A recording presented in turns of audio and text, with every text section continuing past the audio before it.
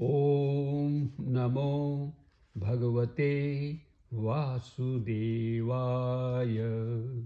ॐ कृष्णाय नमः। भगवत गीता विश्व की संपूर्ण मानव जाति के लिए है, अर्थात यह किसी खास पंथ, संप्रदाय, आय या देश के लिए नहीं है। इसमें हम सभी के लिए उत्कृष्ट शिक्षा है। यह ग्रंथ हमें शांति, सांत्वना और पूर्णता का संदेश देता है। अपनी मुक्ति हेतु हम सभी को गीता का अध्ययन करना चाहिए।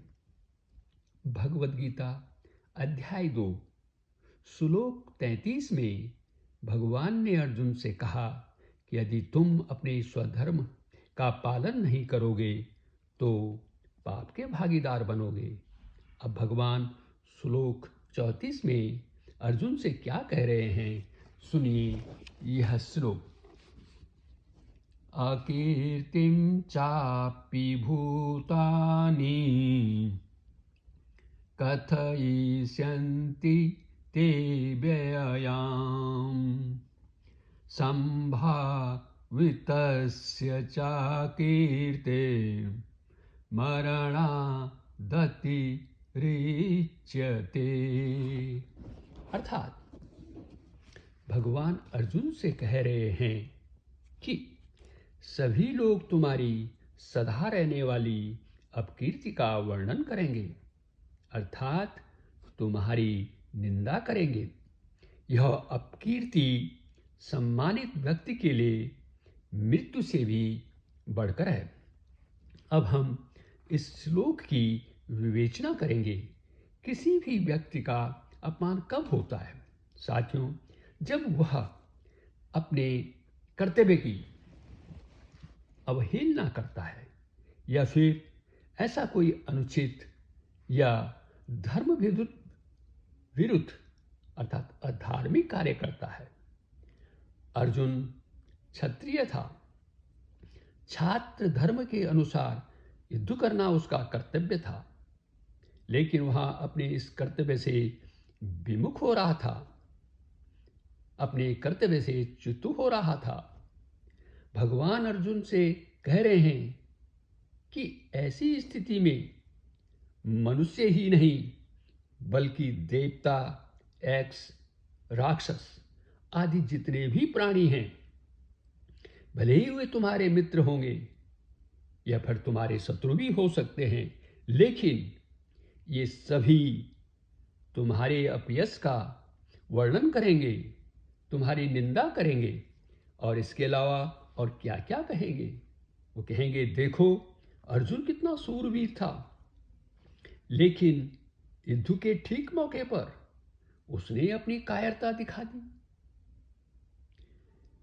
साथियों, अर्जुन एक पराक्रमी योद्धा था।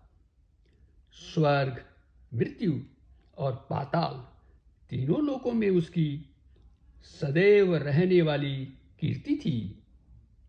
उसकी कीर्ति कभी मिट नहीं सकती थी। लेकिन अब क्या होगा? अब वो युद्ध नहीं करेगा तो क्या उसकी कीर्ति ऐसे ही बनी रहेगी? नहीं, फिर तो इन तीनों लोकों में जो उसकी कीर्ति बनी हुई थी, अब वह बदल जाएगी अपकीर्ति में, और यह अपकीर्ति उसकी हमेशा हमेशा के लिए बनी रहेगी। इस निंदा से वह कभी भी नहीं बच पाएगा। श्लोक की दूसरी पंक्ति में भगवान कह रहे हैं कि जो व्यक्ति सम्मानित होता है और जब उसका अपयश होता है तो यह अपयश उसके लिए मरने से भी अधिक भयंकर दुखदायी होता है।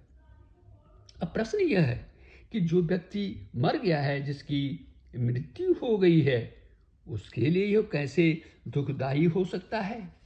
इसके लिए हमें थोड़ी और जानकारी प्राप्त करनी होगी।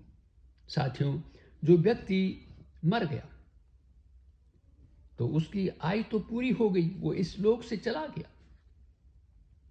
उसने तो कोई अपराध नहीं किया।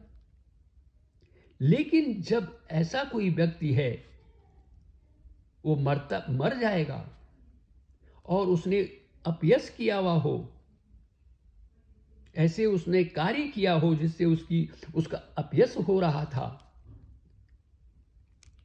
वह धर्म से, मर्यादा से और कर्तव्य से विमुख हुआ हो,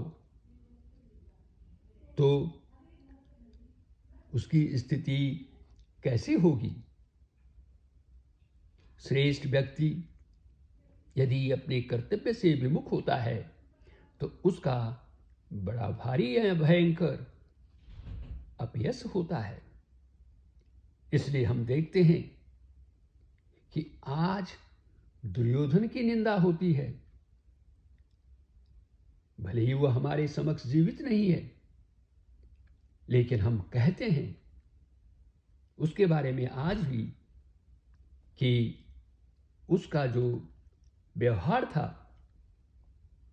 पांडवों के प्रति कितना कलुषित था, उसकी निंदा होती है आज भी। और इसे ही शाश्वत निंदा कहा जाता है। भगवान अर्जुन को इस प्रकार की निंदा, ये जो शाश्वत निंदा है, इससे बचने के लिए कह रहे हैं।